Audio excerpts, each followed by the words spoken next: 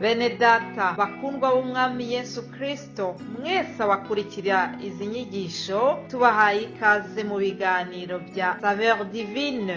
Ibi biganiro mu bitegurirwa n'abavugabutumwa bwiza batandukanye, akaba ari umuhamagaro ugendera ku ijambo ry'Imana byanditse mu gitabo cy'ubutumwa bwiza uko bwanditswe na Matayo ibice 24 umurongo wa 14. Kandi ubutumwa bwiza bw'ubwami buzigishwa mu isi yose ngo bube ubuhamya bwo guhamiriza amahanga yose, nibwo imperuka izahera ko ize. Ibi biganiro mubikurikira ku channel ya YouTube yitwa Saveur Divine. Tubifurije kugubwa neza. Imana Data ari nayo So ibaha umugisha.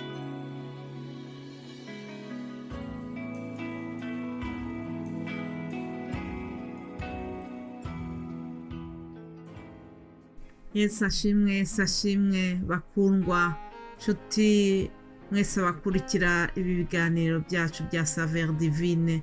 Amahoro ya Kristo nabane namwe. Reka dutangize iki cyumweru cyacu twishyira mu maboko y'Imana, duce bugufi tubanze dusenge. Mana Data wa twese wo mu ijuru, wera wa Isirayeli, ciye bugufi imbere y'ubwoko bwawe, ciye bugufi kugira ngo nkwinginge ubanze umbabarire ubinyuze mu maraso ya Yesu Kristo yaviriye igorogota. Ciye bugufi kugira ngo nkwinginge mwami umbabarire icyo nagucumuyeho cyose cyangwa se ikintu cyose cyantandukanyije n'ubwiza bwawe. Ndasenze kugira ngo gikurweho mu mbaraga ziva mu maraso ya Yesu.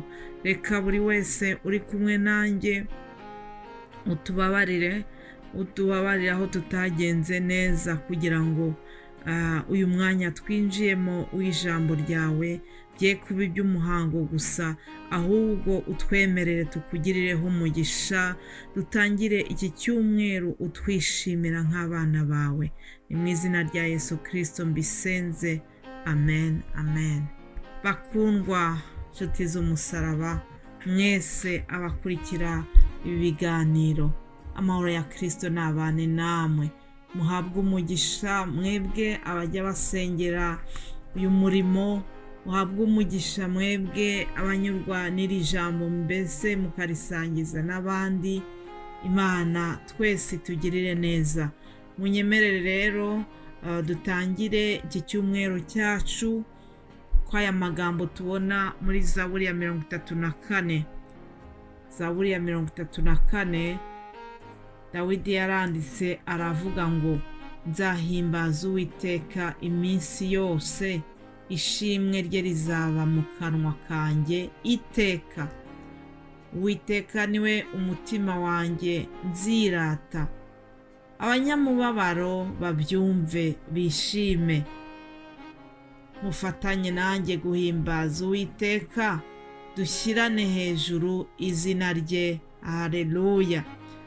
Ngo nashatse Uwiteka aransubiza, ankiza ubwoba nari mfite bwose. Bamurebyeho bavirwa n'umucyo, mu maso habo ntihazagira ipfunwe iteka. Haleluya. Uyu munyamubabaro yaratatse, Uwiteka aramwumva, amukiza amakuba n'ibyago bye byose. Haleluya. Marayika w'Uwiteka abambisha amahema yo kugota abamwubaha akabakiza. Nkunda n'uyu murongo wa 9 uvuga ngo, nimusogongere mumenye yuko Uwiteka agira neza, hahirwa umuhungiraho. Imana ishimwe. N'amagambo meza Dawidi yatuye aravuga ati, uko byamera kose, naba ndwaye, naba ndi muzima, naba nshonje, cyangwa se naba mpaze, aravuga ati uko byamera kose, ubuzima nacamo bwose, nzahimbaza Uwiteka iminsi yose. Nshuti z'umusaraba, iki ni icyemezo cyiza. Hari igihe n'ukuri mwana w'umuntu bijya bimugora guhimbaza Uwiteka, ariko Dawidi arongera aratwibukije ati uko byamera kose duhimbaza Uwiteka. ngo ishimwe rye rizabe mu kanwa kacu iteka. Ishimwe rye rizaba mu kanwa kanjye iteka. Nawe fata icyo cyemezo, utangira icyumweru uhamya, ubwira Imana uti Mana, ishimwe ngufitiye rizaba mu kanwa kanjye iteka, nzahora ngushima. Ni wowe mutima wanjye uzirata. Ntabwo nzirata amashuri yanjye, ntabwo nzirata amayero, ntabwo nzirata amadolari, ntabwo nzirata akazi nkora, ntabwo nzirata abana banjye cyangwa se ikintu icyo ari cyo cyose iki n'iki, ngo ahubwo Uwiteka niwe nzirata. Pawulo nawe yigeze kubivuga, avuga ati Uwiteka niwe nirata. Arongera aranavuga ati Uwiteka niwe buzima bwanjye. Yesu Kristo niwe buzima bwanjye. Christe ma vie. Haleluya. Hanyuma Dawidi akomeza avuga ati abanyamubabaro mubyumve mwishime, abanyamubabaro babyumve bishime. Icyampa wowe ufite umubabaro ukumva aya magambo akakuzanira umunezero. Icyampa wowe ufite umubabaro ukongerwa mu imbaraga muri iki gitondo binyuze muri aya magambo dusomye hano muri iyi zaburi. Aravuga ngo nashatse Uwiteka aransubiza, ankiza ubwoba nari mfite bwose. Iki ngiki nanjye nakibayemo bene data. Ndavuga ibyo nabayemo, ntabwo mvuga ibyo Dawidi yabayemo wenyine, ahubwo nanjye nabonye Uwiteka ku giti cyanjye. Nashatse Uwiteka aransubiza. Hashize iminsi myinshi bari barambwiye yuko mfite indwara idakira, ariko nabonye Uwiteka agenda akora ibikomeye mu buzima bwanjye, dans ma santé. Ubu tuvugana ndi muzima, ngenda ntacumbagira. Ndashima Uwiteka kuko yabanye nanjye nashatse Uwiteka numva yuko anshubize, ngenda mbona akaboko ke gakiza. Haleluya. Iki cyumweru gitaha nibyo tuzavuganaho, iby'ukuntu imbaraga z'umwuka zikiza indwara, za ndwara zananiranye, za ndwara abaganga bajya bavuga yuko zidakira. Uwiteka Umwami Yesu Kristo yarazikijije.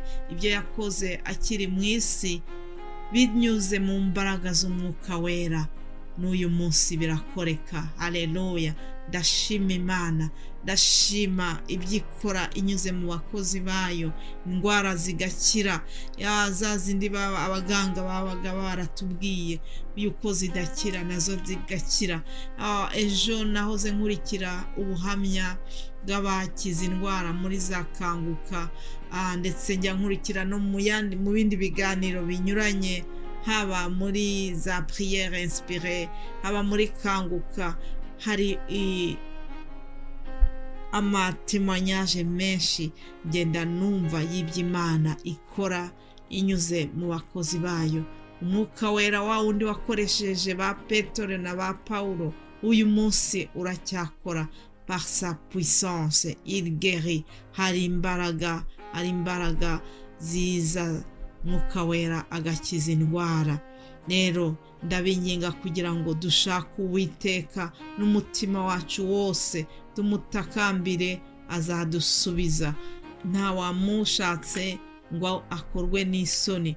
Irindi jambo muri Yesaya 50:7 jambo rikatubwira ngo kuko Uwiteka Imana azantabara, nicyo gituma ntamwara. Haleluya. Uwiteka iyo umushatse aragutabara, ntashobora kukumwaza.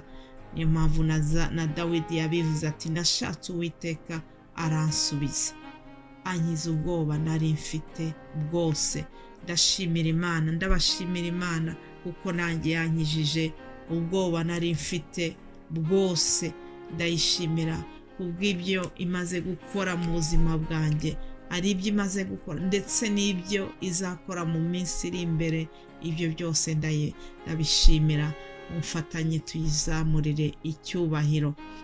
Hanyuma buri cyumweru muzi yuko ntangira iki cyumweru gusa, mu by'ukuri ntabwo mba ndi butanga inyigisho ndende, ahubwo ni uburyo bwo gufungura icyumweru tuba dutangiye, nkanabagezaho umutwe w'ijambo tuzasangira, ijambo bene data bandi bazabagezaho mu zindi ndimi. ngewe muzi ko mvuga ubutumwa mu rurimi rw'igifaransa kuva ku wa mbere kugeza ku wa gatanu, kandi nkomeza gushima Imana kuko impa imbaraga, Umwuka wera akakomeza kubana nanjye kugira ngo mbone ibyo gusangira n'ubwoko bw'Imana.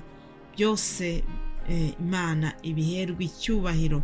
Rero tuzasangira ijambo rivuga ngo hari imbaraga zikiza indwara, hari imbaraga zikiza indwara, bya bindi Petero yakoze agakiza ikirema ndetse akanazura n'uwari wapfuye, uriya mudamu witwa Dorcas. Izo nkuru zose tuzaziganiraho muri icyo cyumweru, ariko twongera kwiyibutsa yuko hariho imbaraga zikiza n'indwara zananiranye, indwara abaganga bavuze yuko zidakira, Yesu arazikiza binyuze mu mbaraga za Mwuka wera.